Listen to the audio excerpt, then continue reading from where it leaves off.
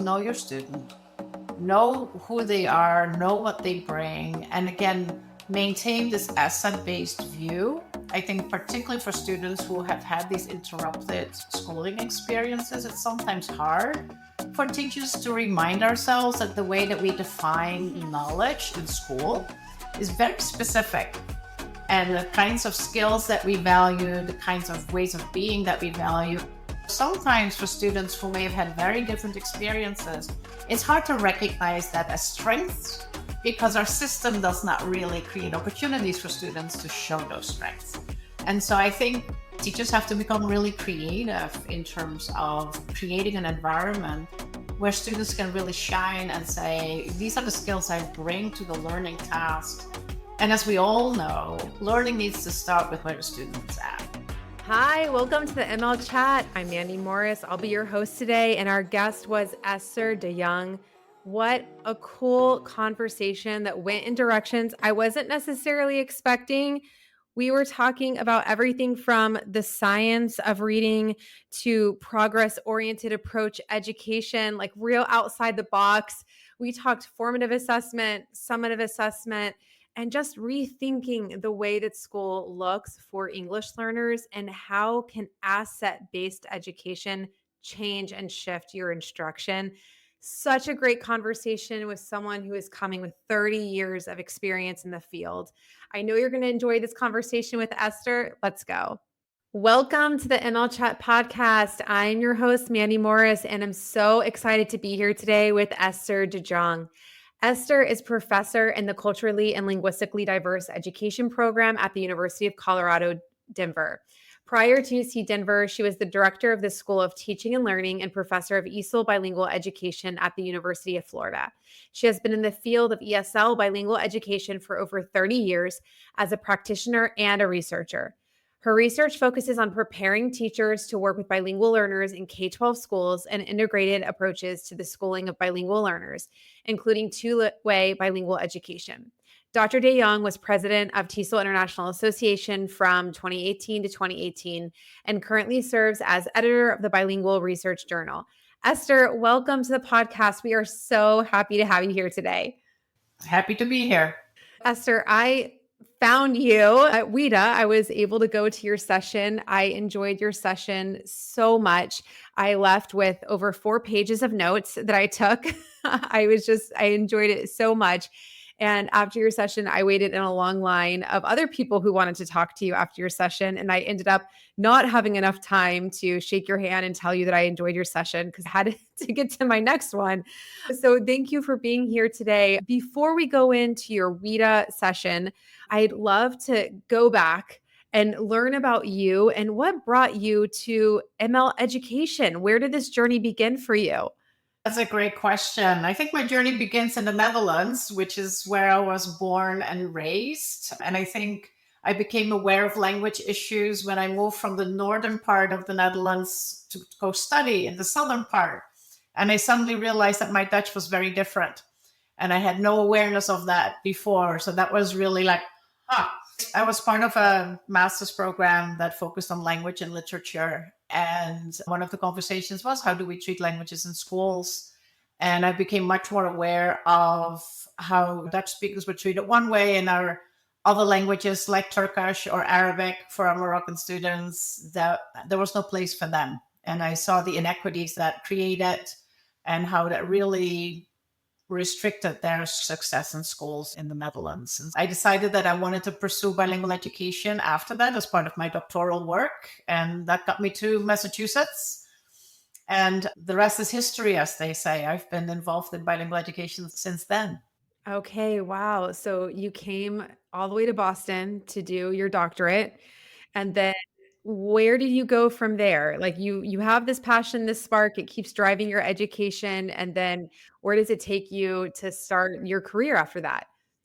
But first took me to Framingham. After I graduated with my doctoral degree, I realized I needed to get a little bit more experience in the United States. And so I was very fortunate to become the assistant director of bilingual education and ESL, English as a second language program in the Framingham Public Schools. And Framingham was one of those places where we had everything. We had a two-way bilingual program. We had a what at the time was called a transitional bilingual education program. We also had a self-contained English as a second language program, and this was K through 12. And so I had the opportunity to work with amazing teachers in that school system. And so that really was the basis. Okay, this is we can do the right thing together. And after doing that for 5 years, I shifted and went into academia and did the, if you will, the traditional academia thing. We have an opportunity to teach, prepare teachers, and do research. And that's been the last number of years that I've been engaged with the field. Wow. So Florida is my home state. That's where I am right now. So did you go from that really idyllic sounding school district down to University of Florida? I did. So there was an interesting switch for me. I was a professor in the ESOL bilingual education program, but most of the teaching and working was with actually with mainstream teachers who had to become prepared to work with English language learners. And so that was a big shift for me because suddenly I went from working with bilingual teachers to working with essentially either general education or ESL teachers. So I had to learn ESL as well. What do you mean you cannot use the home language? And so that's actually where my journey with TESOL, International Association, also started. Now I have to become part of that as a professional organization. And so a lot of my work in Florida, although I kept my foot and hand in bilingual education along the way, also really began to think hard about, so what do general education teachers need to know? How do we prepare them in order to be effective with multilingual learners? We also had a very international master's program. So I had the opportunity to work with students from other countries and them thinking about what does it mean to be in English as an additional language teacher. So I did that for quite some time and then became the director for the School of Teaching and Learning. And that kind of helped me step back and say, so yes, there's ESOL bilingual education, but now there were 9 programs that I was responsible for. And so that was a really other kind of good learning experience as I continued to be involved with the field along the way. Wow. So that just strikes a chord for me because we know how much of our the day for our ML students is spent in core content education. And though bilingual education most certainly is growing and has been growing, there are still so many places across the country that bilingual education isn't an option. So students are still in a more traditional pull out or standalone ELD model, or even getting in some type of integrated support or very limited minutes of support throughout their day. I wonder, what were your main takeaways from being the director of the education department? That's such a big responsibility. And what were the takeaways you tried to leave students with as they went out of the university and into their careers? A couple of things I would say. I think one of the things we try to work on collectively is to help people understand that working with multilingual learners is not just good teaching. That it really is very special, just good teaching, right? But that you really have to think really hard around what does it mean to actually have a classroom that works for all students, including English language learners or multilingual learners. And there are specific things that we need to do for multilingual learners. And that was one message that we tried to say, yes, it's good teaching. Remember that if the teaching is designed for native English speakers, there will be pieces that won't work for your multilingual learner. So we need to become more inclusive. The other thing I think that we definitely wanted to make sure that our teacher candidates walked away was a assets-based perspective. There are so many deficit narratives around our students, and we definitely saw that happening in districts and everywhere else. So we work really hard to say the fact that you speak a language other than English at home, that you're still in the process of learning English, is not a deficit. It's not a problem. It's just you just don't know English quite yet. And so to really work with them to see these students as resources for their classroom, as just a really fascinating other dimension of teaching as opposed to a burden for teaching. So I would say that's the other part that we really worked on really hard. That's really neat. That is so much the mission here at Flashlight Learning too, is to see students as an asset and to really think of our students for the whole child experience, everything that they bring to the classroom, all of their languages, all of their experiences. And I love the wording that you use that they just haven't learned English yet. That's part of the journey that they're on. I think that's really a nice message. So you're at University of Florida, and then where do you go from there? Then I came 3 years ago to the University of Colorado, Denver.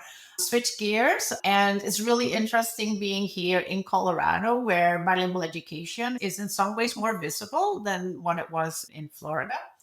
And so I'm here, faculty member, and working with a tremendous team of individuals, really thinking hard about how do we prepare specialists, culturally linguistically diverse education teachers, as well as general education teachers.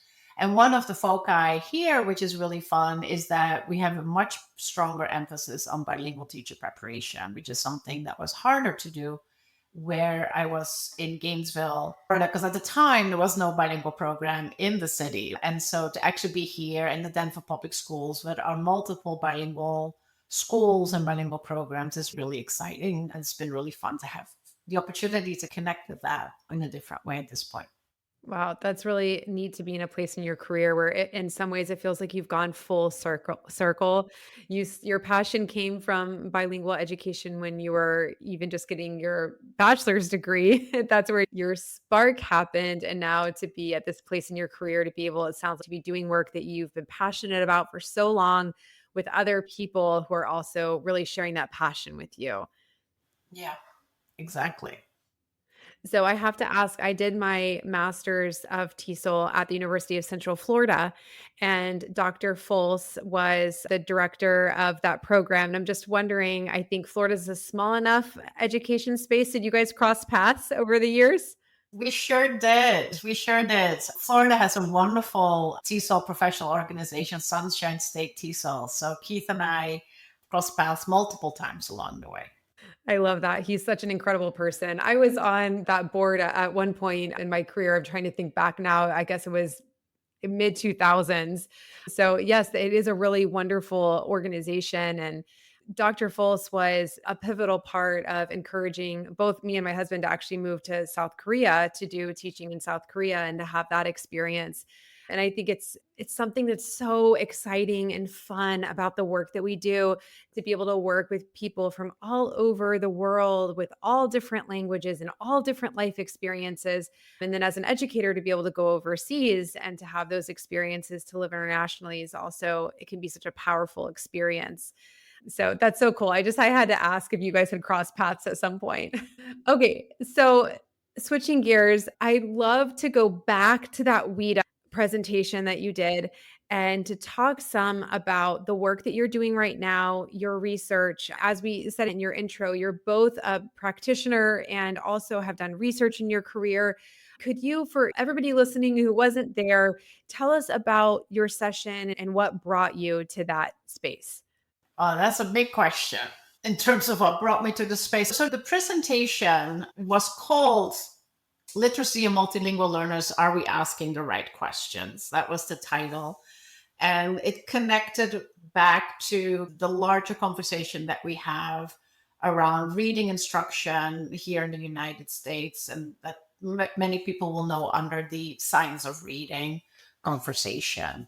I had the pleasure of being invited to be part of a group that is now the National Committee of Effective Literacy, that basically got together as a group of advocates as the science of reading movement expanded in the United States.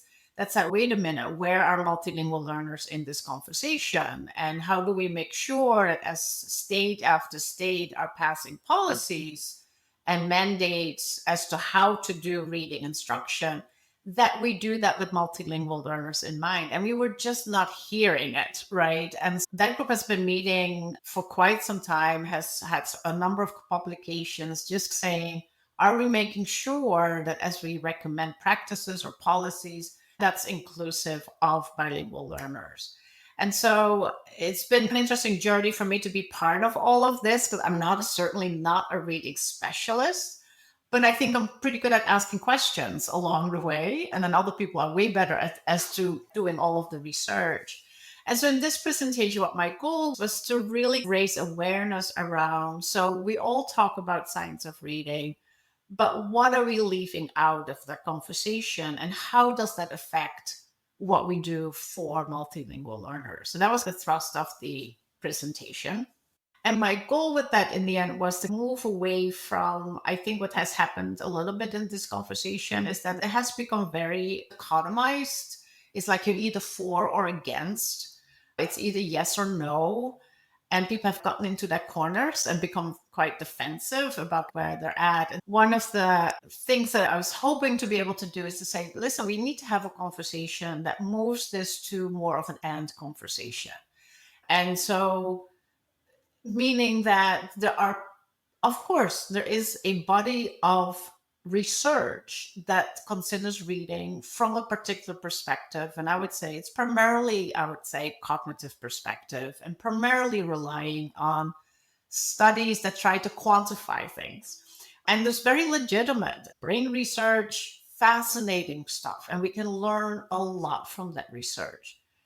But we also have to stop and say, if that's the only research that we look at, what are we maybe forgetting in terms of other kinds of research? So you mentioned earlier you were asking questions around what did we miss? What questions have we maybe not asked yet? What are those questions that we need to ask? Or what's your observation about what has been missed?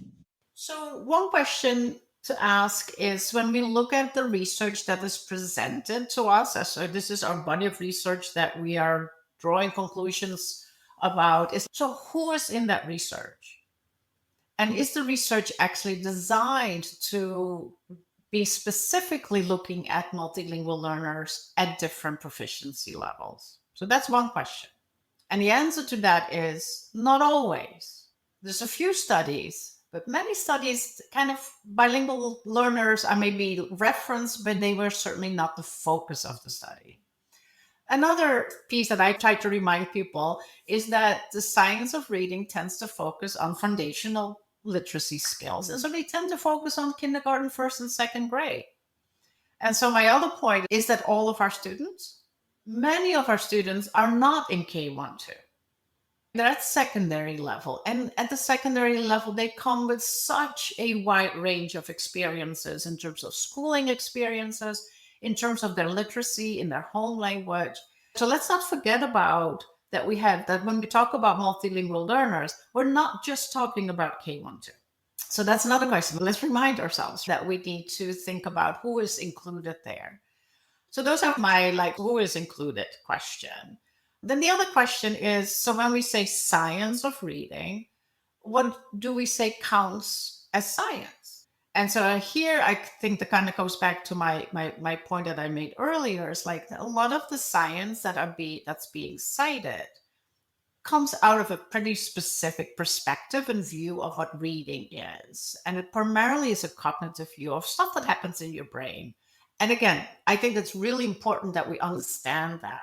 But we have also science that uses other kinds of strategies, other kinds of design to do research that allows us to look at the kind of social nature of becoming literate, which is a little different than just reading processes in your brain. And I think what we're trying to do is to say, if you think about all of that, if you think about, so what's the purpose of reading? The purpose of reading is to communicate, right? To learn, to communicate, to gain new knowledge, to express yourself and give more new knowledge to other people. If that's our goal, then we know that piece is not just a cognitive piece. It's very much a social piece as well. And so really to say, how about we include that research as well? Because it's part of the whole idea of becoming literate. So that's the second big chunk, I would say, in terms of asking questions. There are 2 things that are just so interesting that I would love to go into a little bit deeper and hear you talk a little bit more about. I love that when you're talking about the science of reading, what is the science? And then also thinking about the context of reading, the social part of reading. That's really interesting. And having been a secondary teacher for the large majority of my teaching career in the classroom, the social component of any aspect of learning is so prominent in the student's experience throughout the day. And I'd love to hear you talk a little bit more about when we think about literacy at the secondary level, what are you seeing in the field right now? What are you hearing? What are the pain points? And is there any advice you have for teachers out there who have students in secondary who literacy is a real need still? For sure. And I have to put the caveat of this is not my specialty area. But I think at the secondary level, there's, I think, a real awareness because students have had a life before they come to secondary, right?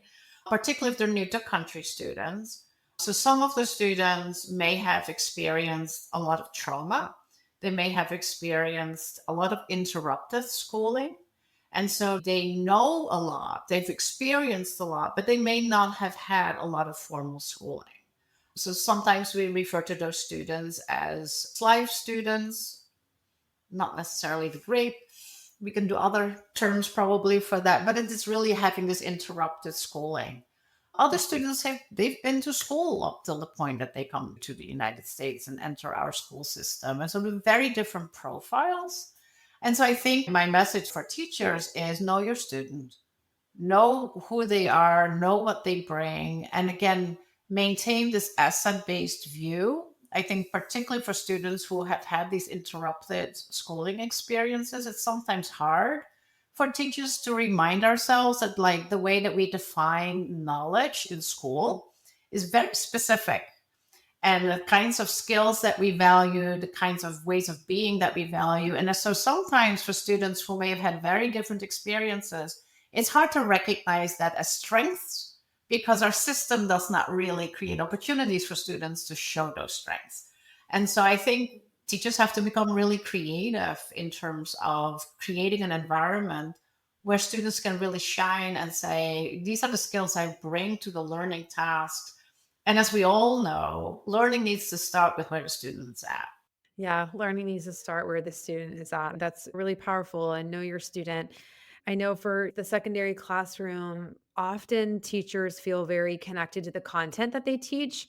And this is how I teach. This is what my assessment looks like. My assessment has always looked like this, and it works for everybody else. So it needs to work for you too.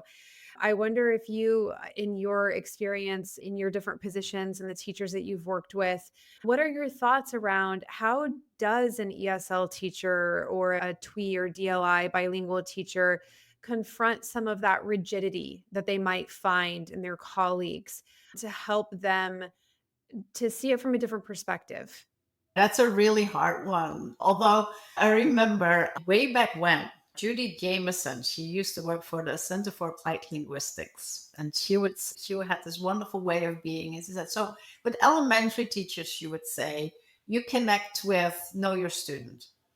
It's all about the students and it's all about their well-being. And she said, for secondary teachers, it's all about their discipline. And so part of the conversation, I think, with secondary teachers is about you are passionate about your content.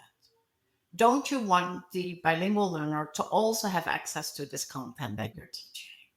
Because most of the people, yes, of course I do. Right now, given what you're doing, it's not reaching them.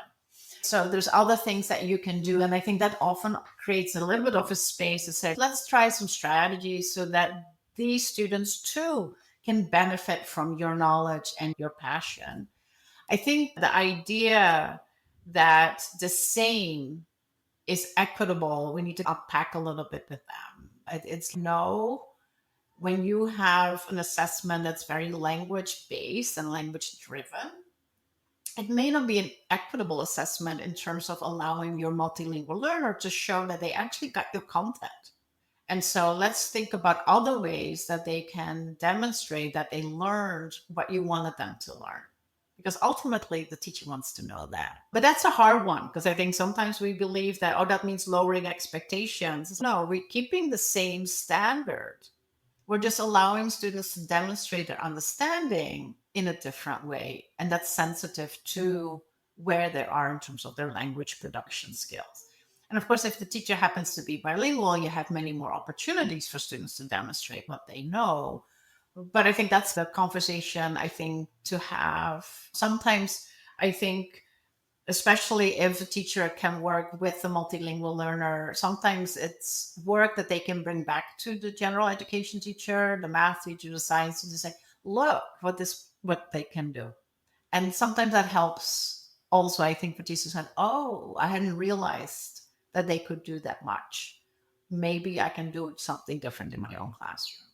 I'm curious your perspective when you were talking about the system that you worked in after getting your doctorate in Boston, and you worked in the school district that you described as in some ways perhaps being idyllic, that there were such great systems set up for bilingual education and a team of people that really believed in the work.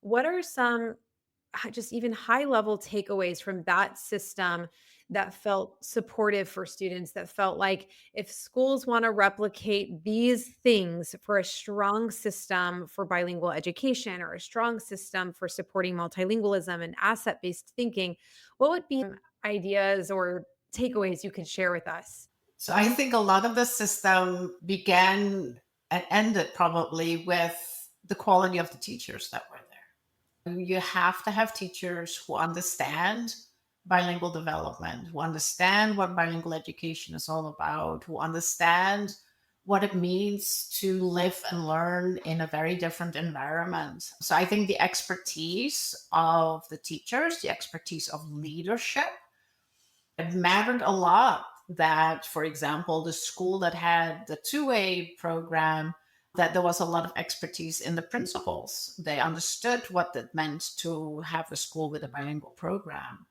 And then I would say one of the characteristics of the teachers was not only did they have this kind of asset-based perspective, they were also extraordinarily reflective teachers. And so they were constantly thinking about, is what we're doing still working for the children in front of us? And they were willing, I would say, to be critical of themselves because they really took that very seriously, but they were also very supportive of one another. So there was a lot of collaboration and a lot of kind of ongoing reflection on how can we do better by our students? What do we need to change? And so there was a lot of opportunity for working together, but also professional development, kind of ongoing professional development.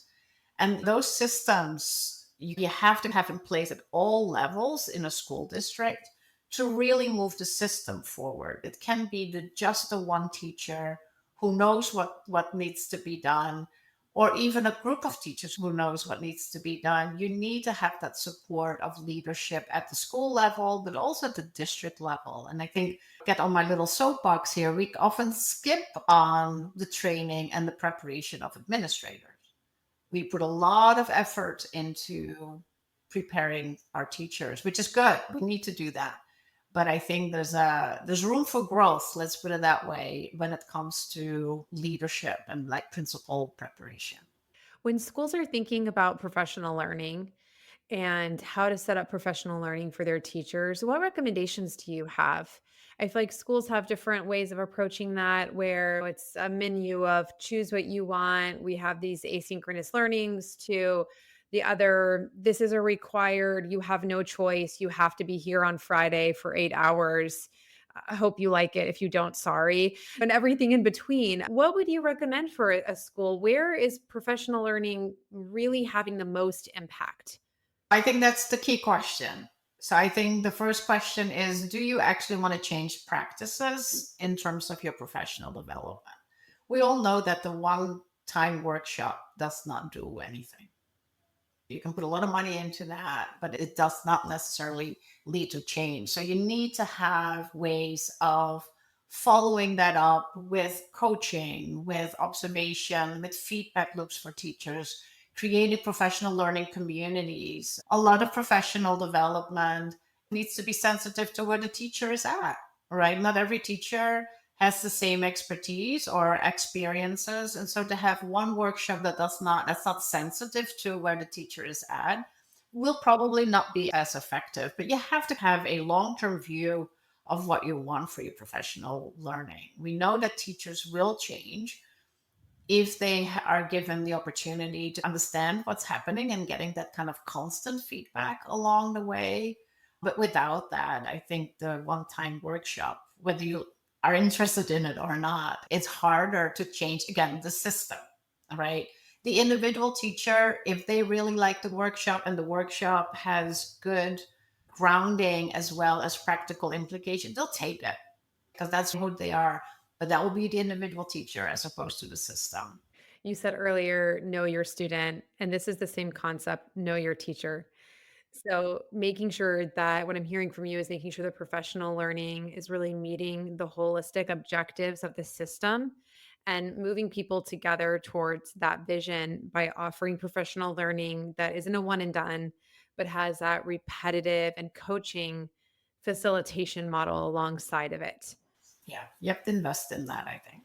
When you're working with teachers now, I'm wondering what is the temperature like for you from you're a professor, so you're at that side of preparing teachers. And what we hear from admin often, because we talk to a lot of admin that are boots on the ground, they've got to fill classrooms with teachers. And what we're hearing from them is there's a teacher shortage. We've got a lot of people coming into education with different routes, less of the traditional route, like I'm doing my 4-year degree in education, and more of alternative licensure routes later in life. I'm wondering, what are you seeing from your side? What's the temperature like in education, and what might we expect in the upcoming years? I think that's an unfair question right now to ask in terms of what's coming up. I think the question of shortage, I think, is pretty universal.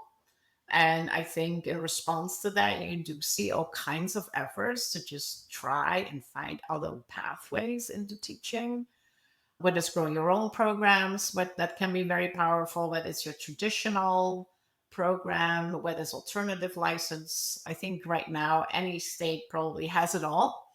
And I think there's a question around what kind of pathway is the best fit for different individuals. In my mind, it doesn't have to be an either or. I think depending on kind of what your experiences are, an alternative licensure might be fine. You really don't want to do like a whole 4-year initial teacher preparation program. You already come with a lot of experiences. So I think that's a universal one. And I think part of that is the public narrative around being a teacher really got hurt along the way as teachers were asked to do things that were not really make them feel treated like professionals, where the working conditions are really challenging, where the pay is not really very like commensurate with the job that they actually have. So all of those things collide together, I think. I think you see that now too. I would say that some of the ways that, for example, the reading reform efforts are being laid out is not always done with a lot of respect for the teachers. It's assumed like you don't know what you're doing. And so now we're going to tell you how to do this. And I don't think that makes people feel treated like professionals. And some people are like, okay, I don't need this. I will find something else. So we do need to really think about how do we make this profession again the kind of very honored profession that it is and should be. And then we need definitely some efforts into that. And then making sure that along the way you keep these quality components. So for example, an alternative licensure gets people ready for the classroom quickly, but it also often means that there needs to be more mentorship and induction afterwards in order to sustain that. So if you know that, we need to build those systems into place too. We need people to stay longer than the 3 to 5 years that they now stay. It's like we can't afford that. It's too expensive. And it's not good for the kids either to have that much turnover. I'm going to keep that at that in terms of all the things that are going to happen in the future. Lord only knows. I think that as long as there are children that need to be educated, that means you're going to need teachers. And I hope that we can continue to have a commitment to quality teachers in public education because that's a very important institution in this country.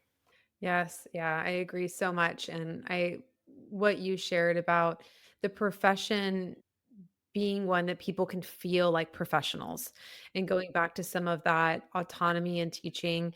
I know I've had friends and coworkers over the years that had been in the work for a long time and said things like, this isn't fun anymore. When I am told that I have to teach this on Monday, and if I'm not on page 75 by Wednesday, that there's punitive measures because of that. I wonder if you could talk a little bit more about, have you seen a shift in your 30 years in education? What teachers identify as, perhaps I don't have the autonomy or the freedom to do what I want to do anymore. And how do we balance that as a system for what might have felt fun for that teacher to teach? Maybe it wasn't inclusive for everyone. So some of the shifts and changes that have happened are for the better. How do we balance those two things? Do you have any thoughts about that?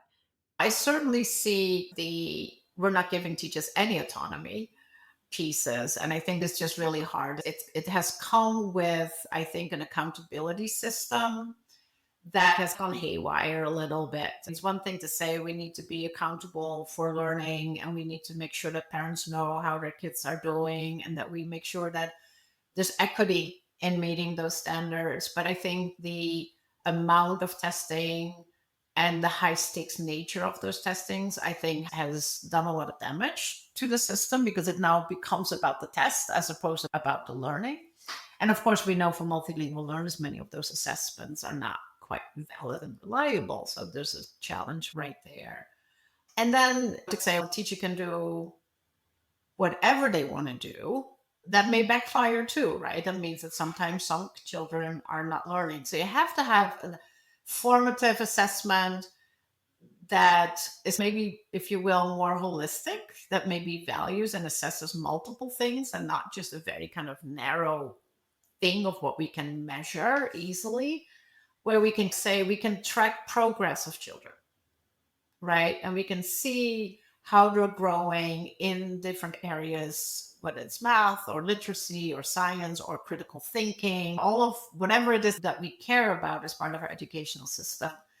And so maybe a little bit more of a progress oriented approach as opposed to everybody needs to score a certain score by this point in the school year, which means you lose the fact that children will grow differently, right? Developmentally, not all kids will develop at the same pace. And all of that has nothing to do with something's wrong with you, but to make sure that we have a way of saying our students within the bandwidth that we would expect them to be, as opposed to just one point in time, so that we can say we can hold ourselves accountable for the learning of all of our learners. And we're not just the system is not just benefiting one group or the other.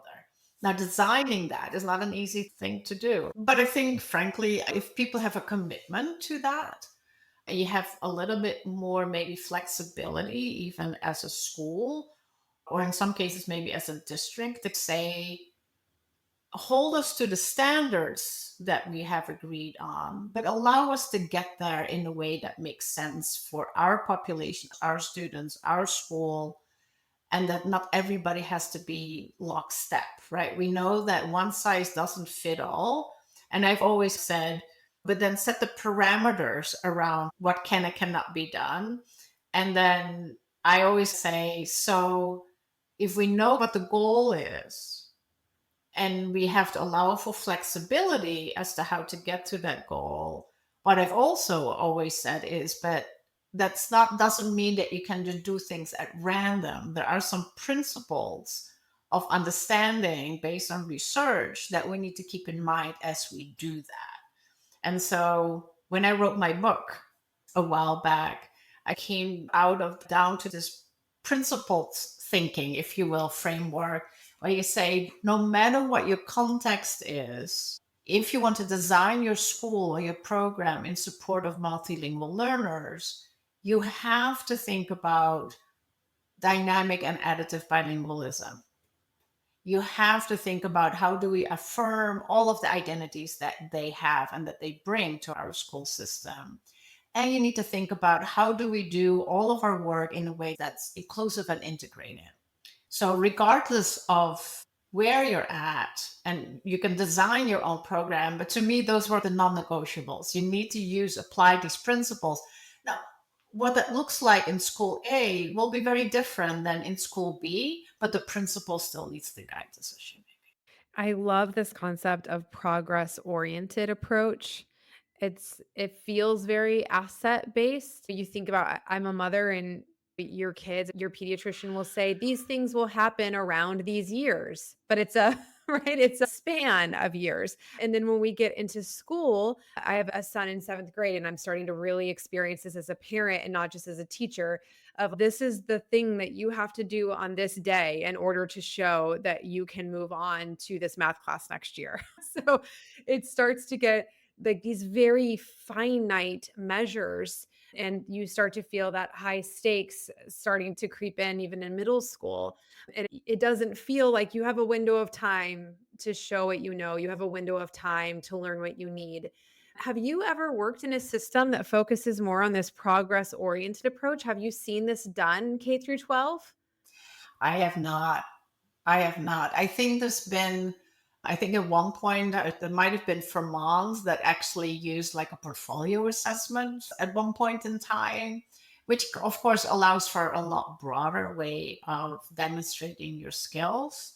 What's interesting is that as part of the seal of biliteracy, you actually now see when students are being asked to demonstrate in order to get the seal as part of their high school diploma. So there's the traditional tests that you can do, but particularly for languages where we don't have a readily available test or we don't have an AP class for that, there's really creative spaces where students are invited to demonstrate their skills through more of a portfolio kind of an approach, which I think is really exciting as an alternative to the standardized tests.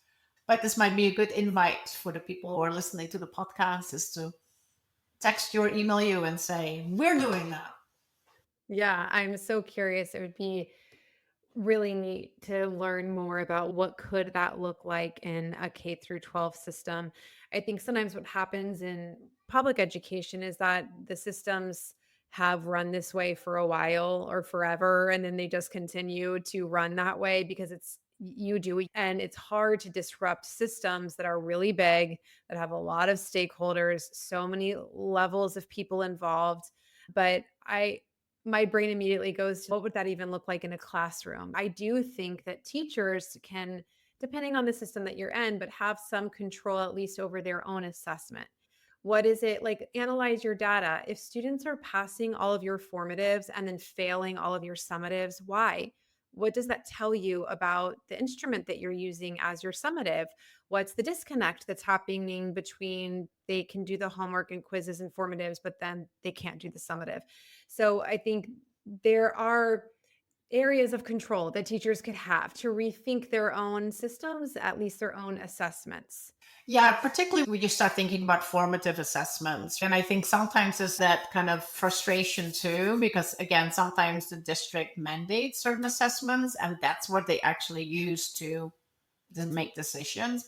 And then as a teacher, based on your formative assessment, the student can do so much more. They just don't happen to do it on this particular very narrow assessment. And I think there's tension there too. Hopefully, when schools do kind of data driven decision making and they get groups together to look at assessments, they ask the question, are we using the right kind of assessment?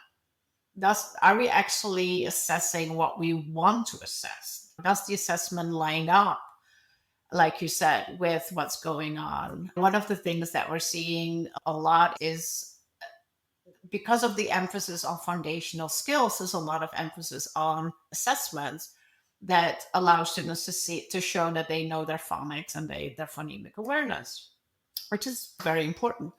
But that assessment becomes the key. And then when you look at art students who did really well on those phonics assessment, how are they actually doing on more of the language arts assessment that they all have to pass in 3rd grade?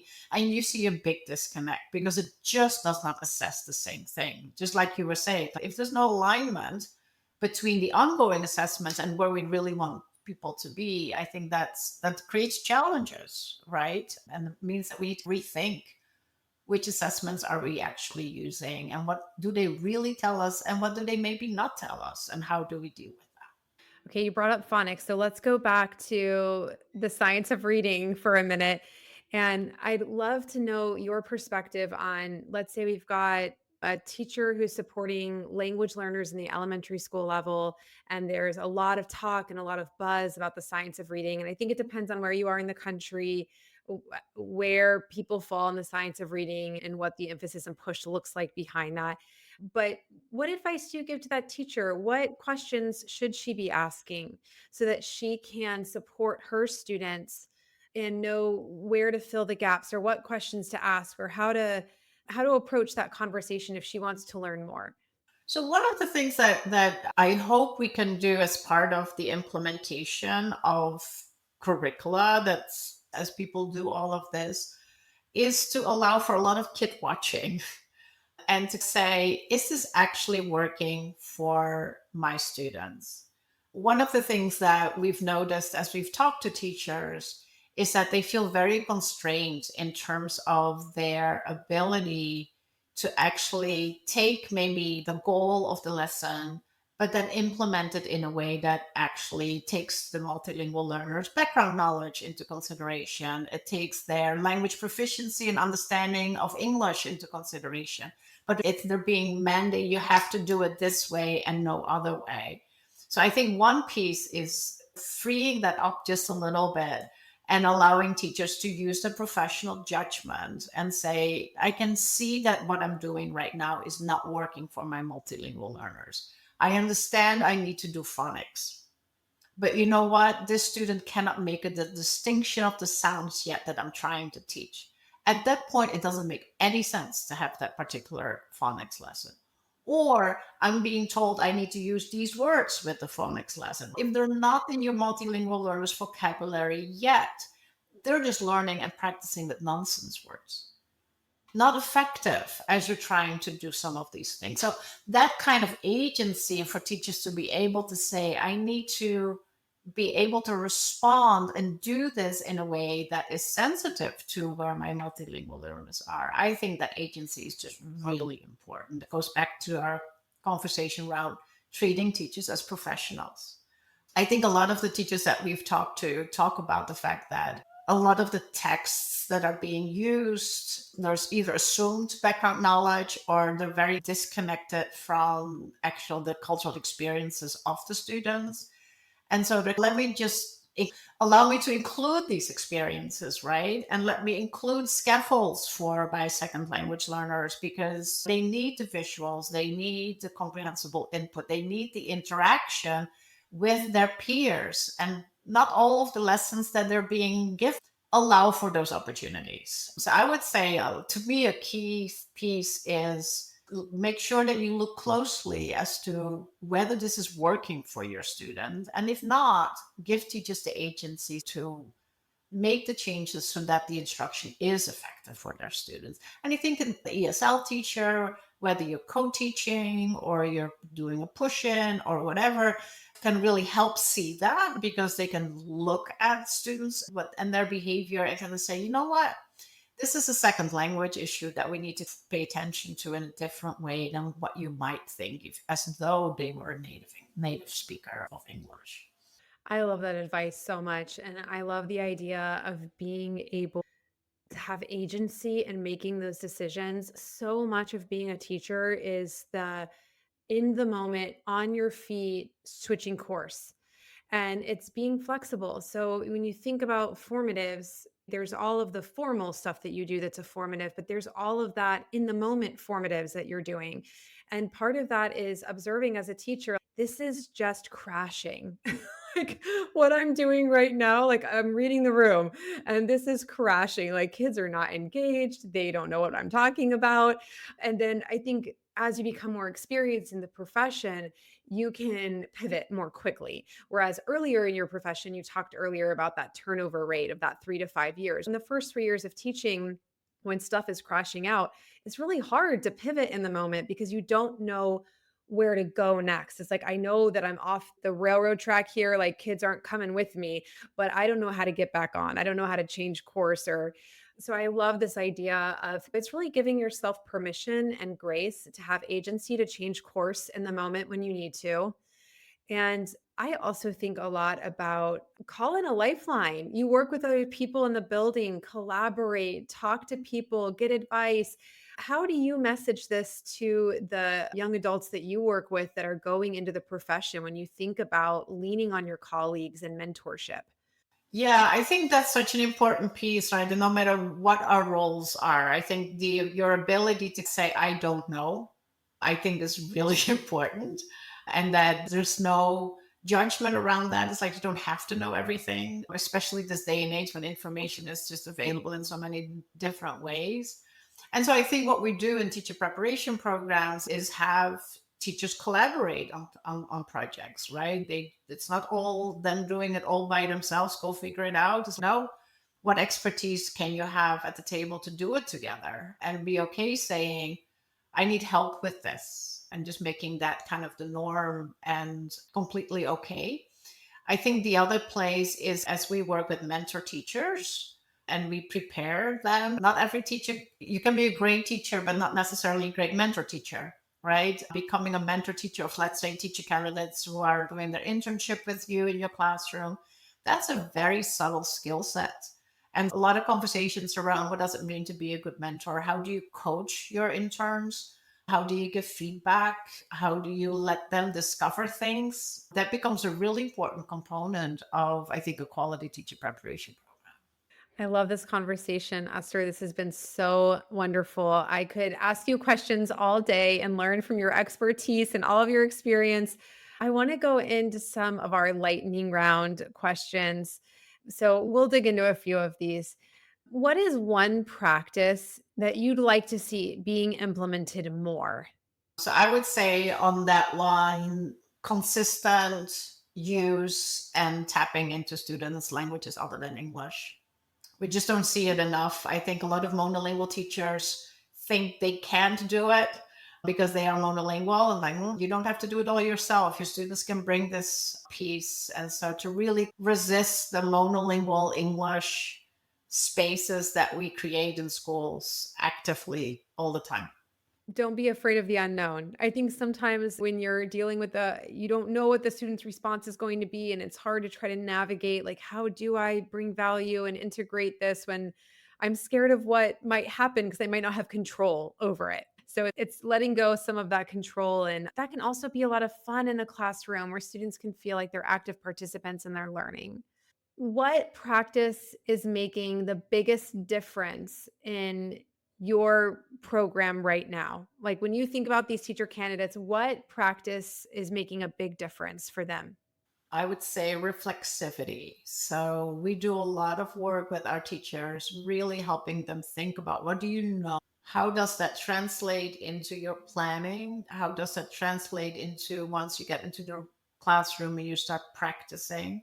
How do you now reflect back on what happened and why things happened? And how can you analyze that to then identify areas of success, strengths, as well as areas of improvement? So, really helping understand that connection, and understanding also, I would say, why you believe what you believe. Where do those beliefs come from? Know your own story so that you can understand why you maybe think about teaching in a particular way, or you think about language in a particular way, or you think about bilingual learners in a particular way. So both exploring and reflecting on kind of those belief systems, but also the practices, and just understanding why you do what you do. I really appreciate that a lot. In education, we often don't have enough time to reflect because you're done with today's lesson and tomorrow you're on to another one. And by the time you teach that again, an entire year might have gone by, or there was a new curriculum over the summer and now you'll never teach that lesson again. What you're saying is really taking the time to reflect in your practice. And I really love what you called out, understanding like why are your beliefs about teaching what they are, and just having time to think about that and reflect. That's such great advice. Okay, we will do one more. What do you wish you could tell yourself at the beginning of your career? So if you go back in time, you said 30 years you've been in this profession, what piece of advice would you give yourself? Just be yourself. Just be yourself. That's good enough. Esther, that's a wonderful note to end this beautiful podcast on. Just be yourself. Thank you for all of the work that you're doing in the field and for making time to be here with us today. I'm so grateful for all of your advice, your thoughts. I think anyone listening to this podcast is going to leave with a lot of important takeaways for themselves personally and professionally. and also ways to rethink systems that maybe aren't serving us or our students in our classroom. So thank you so much for your time, Esther. We're so thankful you were here.